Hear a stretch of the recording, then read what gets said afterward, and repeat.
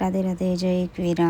तर मी रव्याचे लाडू करायला घेतल्यात. आता तूप वगैरे घालून घेतला, रवा घातला. रवा काय झालं, टोप झाला लहान, रवा जास्त झाला. तर मी 2 ह्याच्यात रवा काढून घेतला. आधी भाजला थोडासा, नंतर परत पुन्हा थोडासा भाजून घेतला.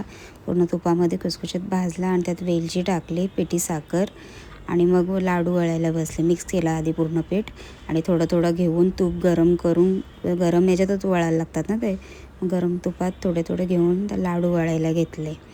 छान लाडू होत होते. फक्त तूप प्रमाण जरा जास्त लागतं लाडूंसाठी, मग तो बरोबर लाडू मग टेस्ट पण लागते. आणि मग ते लाडू झाल्यानंतर मग मी चकल्या करायला घेतल्या.